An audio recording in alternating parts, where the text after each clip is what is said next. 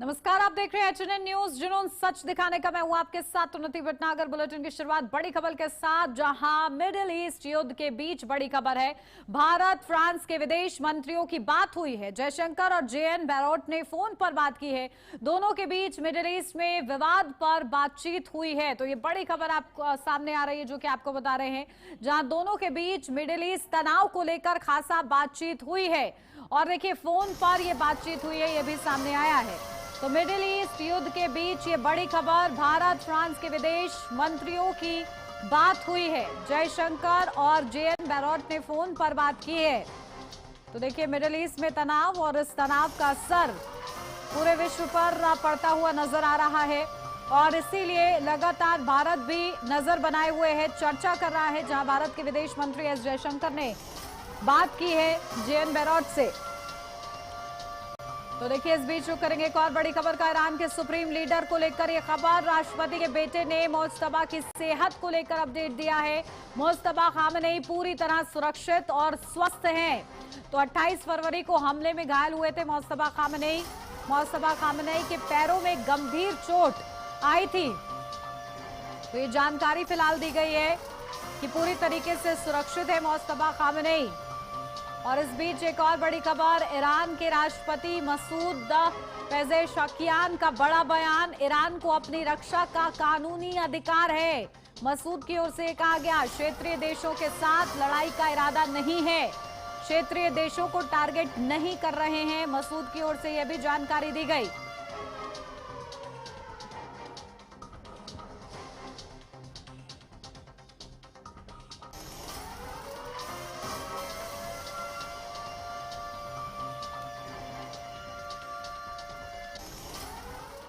और देखिए, जो मिडिल ईस्ट में तनाव बना हुआ है, उस पर जानकारी लेते हैं। बेहद ही खास मेहमान हमारे साथ जुड़ गए हैं। ब्रिगेडियर विनोद दत्ता जी, रिटायर्ड रक्षा विशेषज्ञ हैं, वो हमारे साथ जुड़ गए हैं।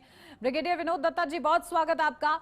हमारे साथ अजय शर्मा, वरिष्ठ पत्रकार हैं, वो भी जुड़ गए हैं। अजय शर्मा जी, आपका भी बहुत स्वागत है। शुरुआत ब्रिगेडियर विनोद दत्ता जी आप ही के साथ, क्योंकि जिस तरीके से तनाव बरकरार है और इस बीच भारत के विदेश मंत्री ने बात की है, फ्रांस के विदेश मंत्री से ये जो चर्चा हो रही है, साथ ही साथ जिस तरीके से मोज्तबा खामनेई को चोटें आई, लेकिन उनकी तरफ से कहा गया कि वो पूरी तरीके से सुरक्षित हैं, क्या आगे स्थिति बनती हुई आपको नजर आ रही है?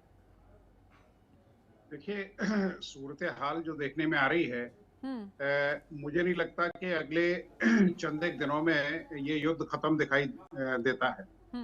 क्योंकि जिस तरह से ईरान ने ठान लिया है कि वो अपने वजूद के लिए लड़ेगा, और आप देखिए, अमेरिका ने और इजराइल ने दोनों ने मिलके ईरान के ऊपर काफी प्रहार किए हैं।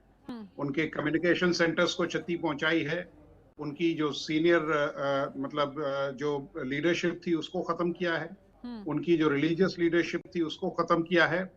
और यही चीज अमेरिका के लिए एक बहुत नासूर बनती दिखाई दे रही है।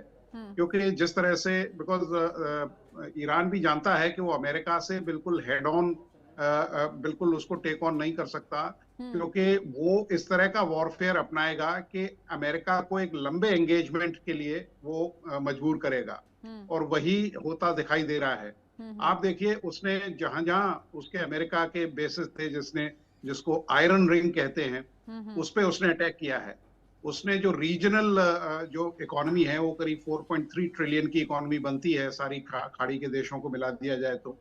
और उसके ऊपर उसने इम्पैक्ट करना शुरू किया है, और जो यूएस के अलाइज थे उनको खास तौर पे। और ये ही देश हैं जो अमेरिका के ऊपर दबाव डालेंगे कि अमेरिका को किसी न किसी कंक्लूसिव टॉक्स की तरफ जाना चाहिए। क्योंकि देखिए, अमेरिका के जो दावे हैं, वो मुझे कई दावों में तो बिल्कुल झूठ दिखाई देता है। एयरफोर्स तो ईरान की पहले से ही खत्म थी, तो उसने क्या खत्म कर दिया जी। नेवी, हाँ, उसके 110 वेसल थे, आप कह रहे हो 30-40 हमने डुबो दिए। अगर आपने 30-40 उसके जहाज डुबो दिए हैं, तो स्ट्रेट ऑफ हॉर्मुज को आप क्यों नहीं खोलते हैं? क्यों आप स्ट्रेट ऑफ हॉर्मुज में अपनी डोमिनेंस नहीं दिखाते हैं? क्यों आप डर रहे हैं? क्यों आप काइनेटिक ऑपरेशंस लॉन्च नहीं कर रहे हैं? क्यों आप दूर से एरियल डिलीवरी जो प्लेटफॉर्म्स है उनका इस्तेमाल कर रहे हैं? तो देखिए, कोई भी युद्ध अगर जीतना है, तो जब तक इन्फेंट्री जमीन पे नहीं आएगी, जब तक वो ग्राउंड को होल्ड नहीं करेगी, तब तक आपकी मुकम्मल जीत साबित नहीं होती है, दावे आप चाहे जितना करते रहें। बिल्कुल, लेकिन इन सब के बीच जो तनाव उत्पन्न हो रहा है अजय शर्मा जी, उसका असर कहीं ना कहीं भारत पर भी पड़ रहा है। भारत भी उससे अछूता नहीं है। तेल और गैस को लेकर जो संकट है वो सामने आ रहा है। ऐसे में ये जो स्थिति बन रही है, क्या हम ये समझे कि जिस तरीके से अब भारत लगातार चर्चा कर रहा है, कुछ ऐसा हो सकता है कि टेबल पर बातचीत हो? नहीं, बिल्कुल एक उम्मीद की जा सकती है और उम्मीद की जानी भी चाहिए कि ये टेबल पर बातचीत हो सकती है और शायद हो भी रही होगी। अंदर खाने पे बैकडोर से बातचीत चल रही होगी। लेकिन मैं जो देख रहा हूँ पूरे एक तरीके से, जिस तरीके से ये घटनाएं हो रही हैं, ये इसने एक एनर्जी वॉर को हम के रूप में हम देख रहे हैं कि जिस तरह से ईरान और इजराइल की लड़ाई है या जो हम मिडिल ईस्ट की बात कर रहे हैं, तो हमें अब अपने लिए एनर्जी के नए विकल्प तलाश ले चाहिए या फिर जो हैं उनको और डेवलप कर लेना चाहिए। जैसे बायोमास है, ग्रीन एनर्जी है या अलग तरह के और विकल्प हैं। सोलर एनर्जी की तरफ हमें जाना चाहिए क्योंकि हम लगभग 80 से 85% हम आयात करते हैं, तो हमारी जो डिपेंडेंसी है वो उसको हमें थोड़ा कम करना पड़ेगा। ईरान और इजराइल का युद्ध या फिर अमेरिका किस तरीके से लड़ रहा है, किसके पास कितने बड़े वेपन्स हैं, कितने बड़े हवाई जहाज हैं, कितनी अच्छी टेक्नोलॉजी है, इसकी बजाय ये तो हम देख ही रहे हैं, लेकिन इसका असर कहां पड़ रहा है? बहुत सारे ऐसे देश हैं, भारत है, पाकिस्तान है, या फिर मैं पश्चिम एशिया की मैं बात करता हूं, वहां के लोग हैं। ये वो देश हैं जो बिना युद्ध लड़े युद्ध में शामिल हो गए हैं, इन्वॉल्व हो गए हैं। क्योंकि अगर हम ये देखें कि ईरान की युद्ध से लेकर भारत की किचन तक असर दिखाई दे रहा है। एलपीजी गैस की हम बात कर रहे हैं या हम जो है पीएनजी गैस की बात कर रहे हैं। तो जब हमारी किचन डिस्टर्ब हो रही है, यानी कि हम युद्ध में हम शामिल हो गए। अब तो ये हमें समझना पड़ेगा और भारत की जो विदेश नीति है वो इसके ऊपर काम करे। आपका सही सवाल था कि हम ऑन द टेबल पहुंच जाएं, बातचीत शुरू कर देनी चाहिए हमें। यदि हमने बातचीत शुरू नहीं की तो आने वाले समय में हालात बहुत ज्यादा खराब हो सकते हैं और हालात इतने खराब हो सकते हैं कि हमारे यहाँ स्थितियां या तस्वीरें हमें डरने के लिए मजबूर कर सकती हैं। अभी तो खैर अभी हम थोड़ा कंट्रोल करने की कोशिश कर रहे हैं, लेकिन आने वाले समय डरना पड़ेगा हमको। हमें फिर भी ऑन द टेबल जाना पड़ेगा, बात करनी पड़ेगी, आवाज को उठानी पड़ेगी।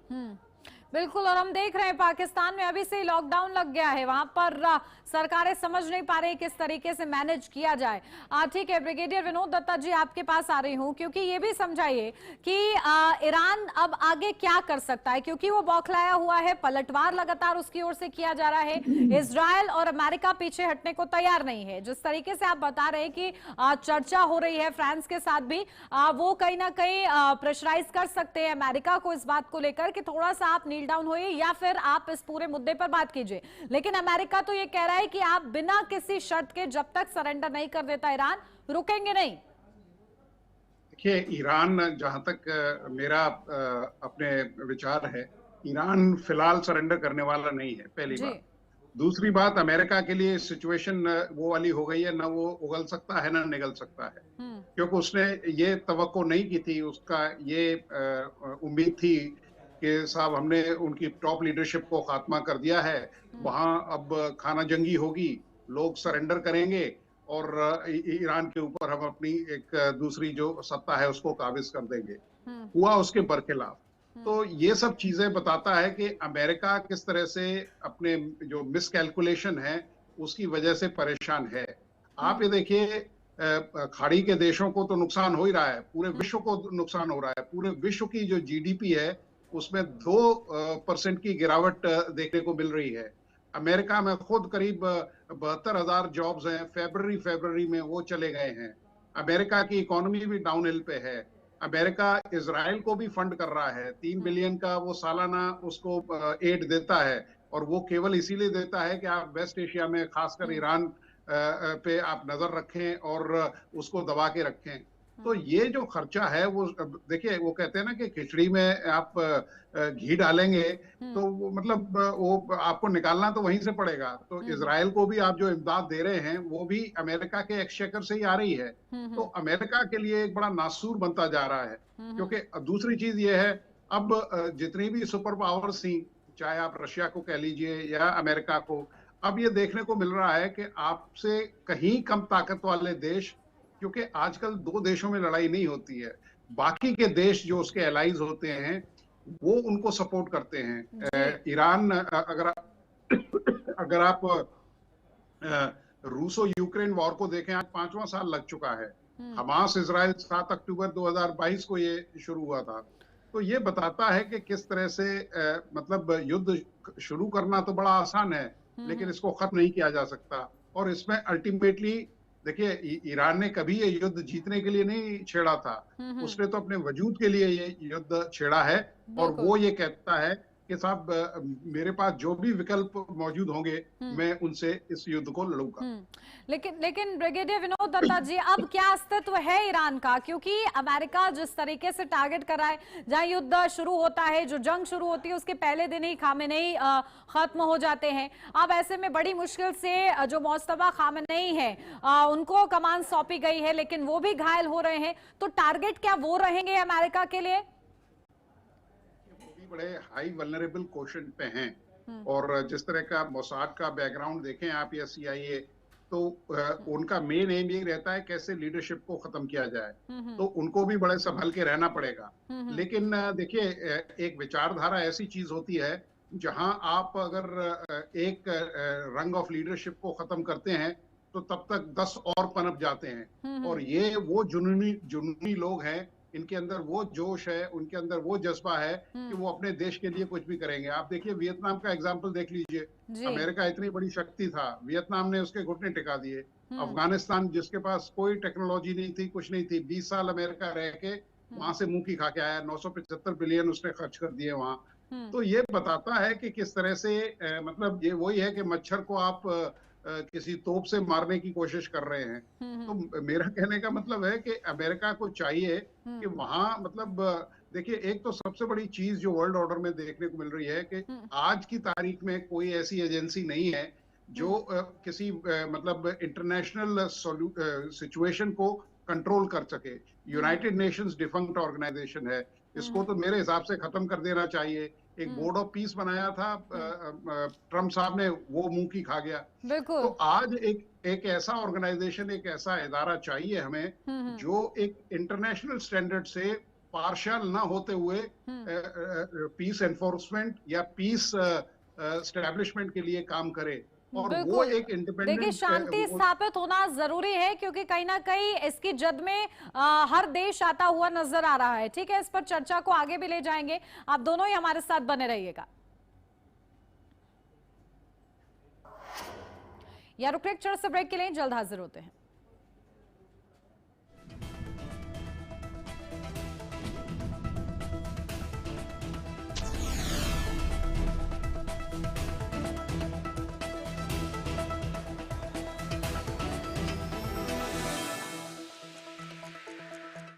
आइसक्रीम खाओगी? जंगल में आइसक्रीम मिलती है। समर कूल रेफ्रिजरेटर, आप अपनी ड्यूटी निभाओ, ये अपनी ड्यूटी निभाएगा। समर कूल, लाइफ बनाए वंडरफुल। गोल्डी छोले मसाले, जहाँ जाए रिश्ते बनाए। गोल्डी लाए हैं फ्रेश लॉक टेक्नोलॉजी, जो रखे मसालों को हर समय फ्रेश। फर्श की टाइल्स को चेंज करो, बड़ी स्लिपरी हैं। थर्मोकूल वॉशिंग मशीन। थर्मोकूल, इंडिया का नया अंदाज। लगता है आजकल पंजाब सरकार का नशा मुक्ति अभियान जोर शोर से चल रहा है। नशा बेचने वाले अब दिखते नहीं। हर जगह कैमरे जो लगे हुए। कैमरे? वो देखो कैमरा। चलो तुम्हें दिखाता हूँ। वो देखो कैमरा। वो भी है कैमरा। एक ये रहा कैमरा। ये भी है कैमरा। ओ भाई कैमरे कहाँ हैं? ये तो सब लोग हैं। वही लोग जिनकी आंखें सरकार के कैमरे हैं, जो सब पर नजर रखती हैं। बढ़िया है। सरकार के साथ पिंडा के पहरेदारों की नशे के विरुद्ध जंग जारी है। और अब जुड़ने की तेरी बारी है। नशे के खिलाफ मान साहब के साथ है पूरा पंजाब। आप भी जुड़ने के लिए कॉल करें, क्योंकि मान साहब का है ये खुला ऐलान। अब पूरा पंजाब करेगा युद्ध नशे के विरुद्ध।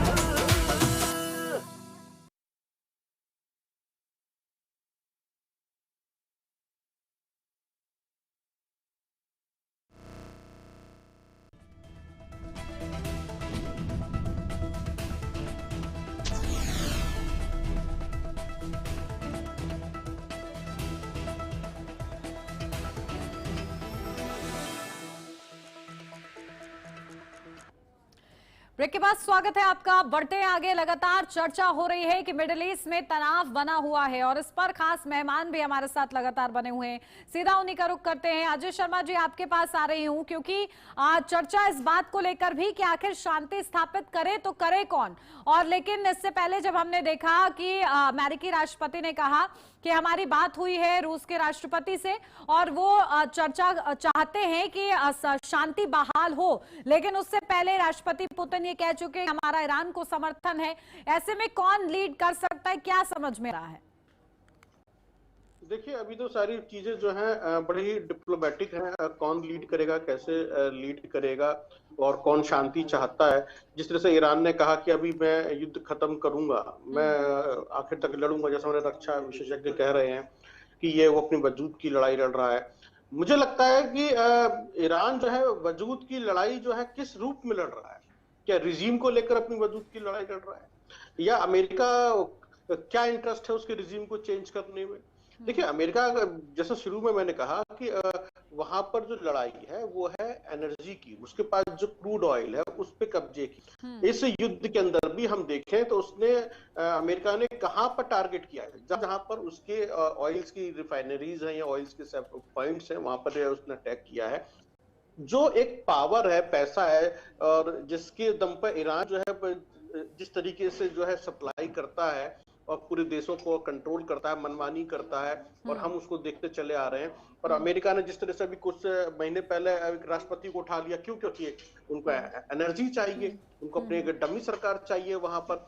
और अमेरिका और रूस के बीच भी तनातनी इस बात की कौन कितना क्रूड ऑयल बेचेगा, कौन कितना उत्पादन करेगा, किसके पास में क्या, कौन सा देश खरीदेगा, कौन सा देश बेचेगा, ये वहां पर दोनों के आपस की लड़ाई थी।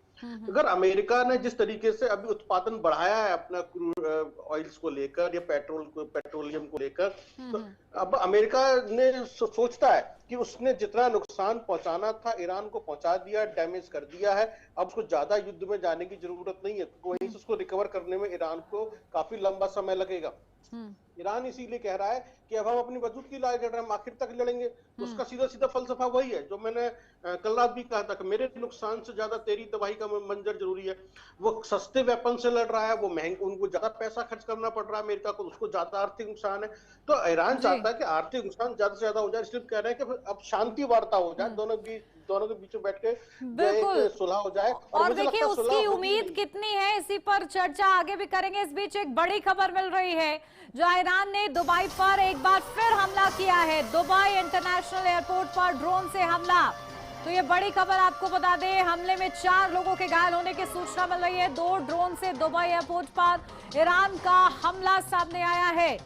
तो देखिए ईरान किस तरीके से पलटवार कर रहा है और इसकी जद में करीब 15 मुल्क। तो मिडिल ईस्ट जंग के बीच ये बड़ी खबर, जहां आकाशा एयर चलाएगी फ्लाइट्स। आकाशा एयर ने फिर से फ्लाइट शुरू की है और इसका ऐलान कर दिया 31 मार्च तक जेद्दा से अहमदाबाद, बेंगलुरु, मुंबई के लिए फ्लाइट्स, कोच्चि, कोझिकोड के लिए भी कुछ फ्लाइट्स संचालित होंगी। रियाद आने जाने वाली सभी फ्लाइट्स 12 मार्च तक बंद रहेंगी। तो अबू धाबी, दोहा, कुवैत की फ्लाइट्स 15 मार्च तक के लिए सस्पेंड। तो ये बड़ी खबर आपको बता रहे हैं। तो तनाव के बीच एयरलाइंस का ये बड़ा ऐलान सामने आया। इस बीच एक और बड़ी खबर, दक्षिणी ईरान के रेडियो स्टेशन पर बमबारी। ईरान के केश आइलैंड पर आईडीएफ का हमला सामने आया है। तो देखिए लगातार ताबड़तोड़ हमले हो रहे हैं एक दूसरे पर, जहां लगातार ये तनाव की स्थिति और ज्यादा गंभीर श्रेणी में पहुंच रही है।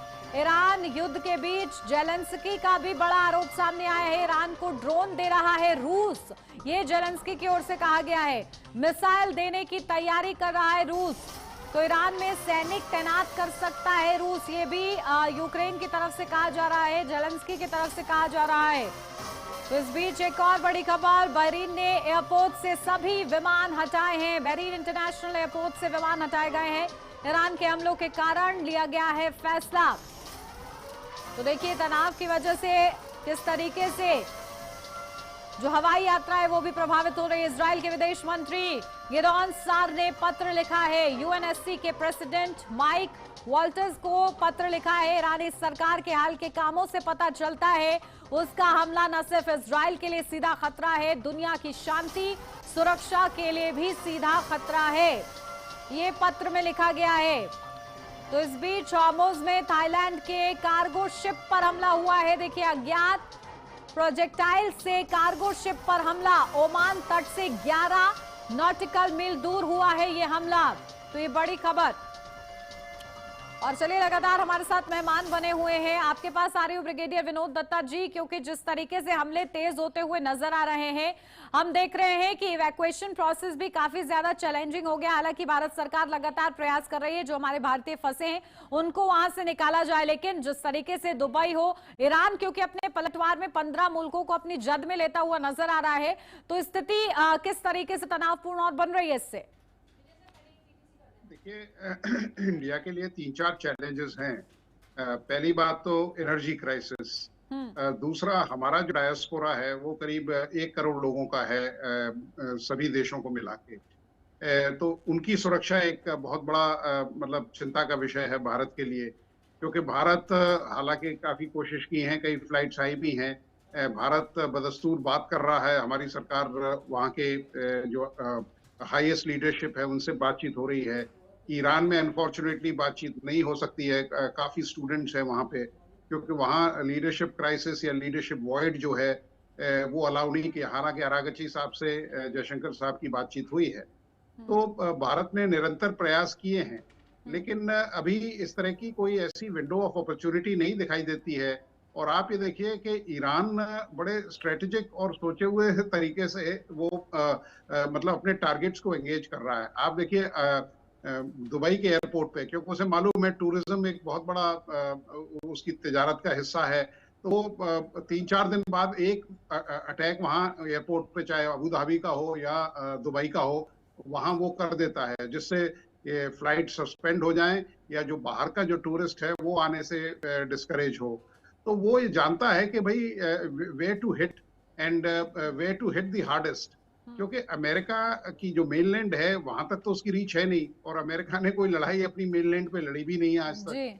तो वो यही चाहेगा कि किस तरह से लोगों पे प्रेशर बना के, जो बाकी के उसके जो हमसाया मुल्क हैं उनके ऊपर प्रेशर बना के वो अमेरिका को बातें करें। देखिए, अब ये प्रेशर क्या काम करता है कि नहीं अमेरिका पर, ये देखना होगा, क्योंकि अमेरिका ये कह रहा है जब तक टारगेट अचीव नहीं होता है वो रुकने वाला नहीं है।